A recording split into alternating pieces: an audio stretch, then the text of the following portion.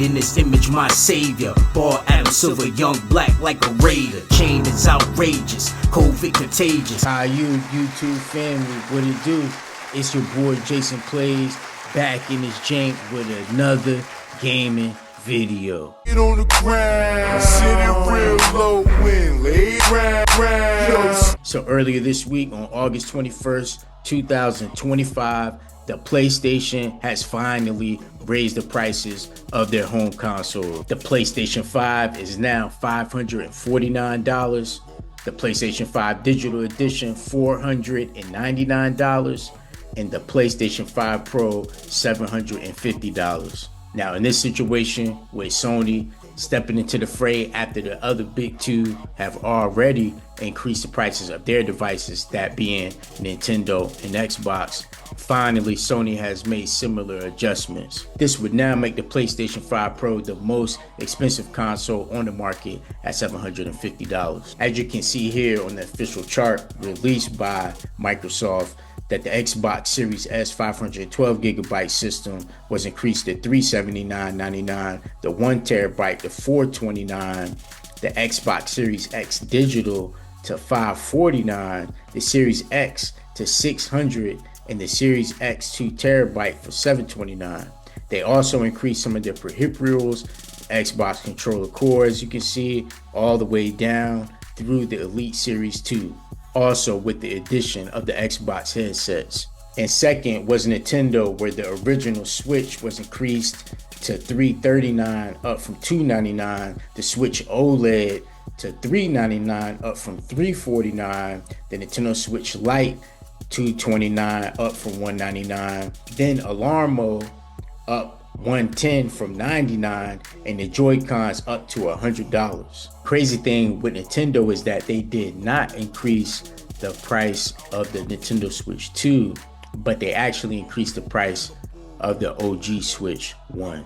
Regardless of the fact, I just want to reiterate that this is an unprecedented time in history in which, because of cost of manufacturing, tariffs, and things of that nature, cost of video game hardware has risen over time rather than decrease in value. There once was a time where console makers would try to get to what they call the magic price of $199, in which they would sell the majority of their consoles collectively during those time periods.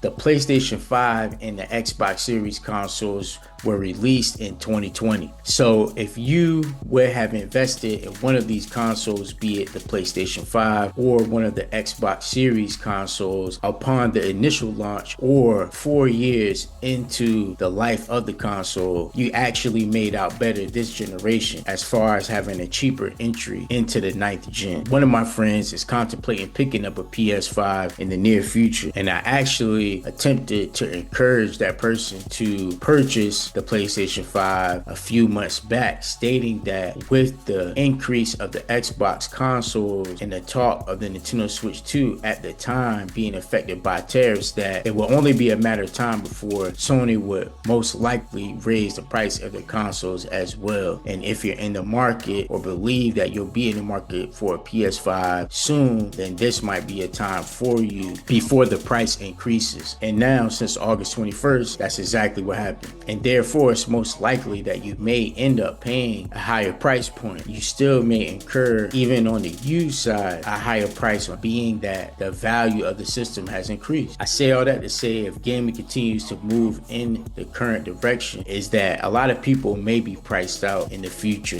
That's why Nintendo has stated before that creating more powerful hardware continuously each generation is not sustainable. So Nintendo has mastered the art of creating great experiences on hardware that may seem less than ideal in power standards in some cases. And these factors can contribute to keep the overall cost down for people to be able to experience your platform. There is even talks about the PlayStation 6 power level of a PlayStation 5 Pro ×2, but that it may not be as capable capable as it could be, but will supplement the raw power to incorporate AI upscaling technologies and much more of a heavy reliance on CPU efficiency and AI upscaling technologies. Less raw power is needed to produce desired results. This in essence will keep the cost down because of the way that the architecture is structured. But I will say again, there's never been a time in the history of gaming where consoles have came out at a price and then have increased over time. Get on the ground, sit it real low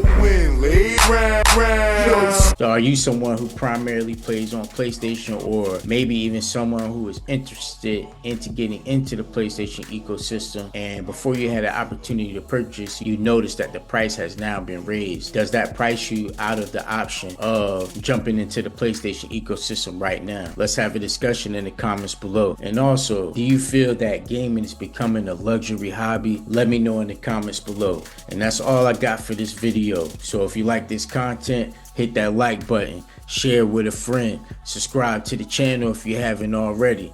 Yeah, we gaming ghosts. Geist goes home in the coupe, no governor. Bitch, I hate rappers. Each and every one of ya loudmouth rappers get rolled.